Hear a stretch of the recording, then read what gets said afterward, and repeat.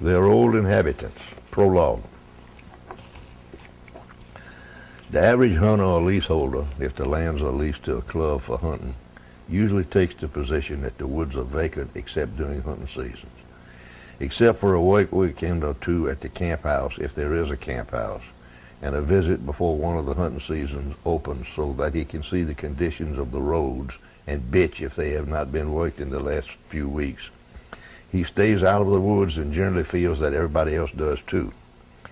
In the case of publicly owned lands, he is pretty close to right.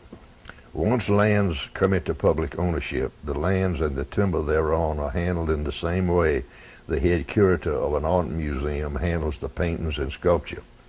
He is not a painter, a sculptor, or an art dealer. He is a caretaker. He is there to see that nobody damages any of the exhibits, carries anything off in the back of his truck, or sets up a tent and builds a campfire and fries fish in the exhibit hall that features the French Impressionists. National forests comprise nearly 20% of the forest in the U.S.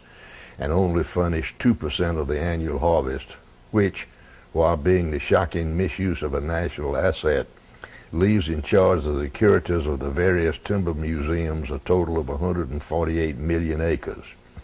Lands to be held under their protective wings and usually seen by the owning public only through their windshields. Privately owned forests, to the contrary, are pretty busy places. And what this book proposes to do is give you a flavor of who the people that work out there are, what they do at work, and how they do it.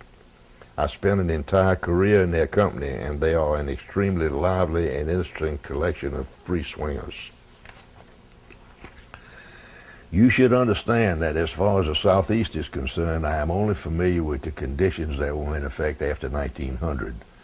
The old inhabitants I refer to were those people and their descendants that occupied the lands after the colonization of North America by Europeans.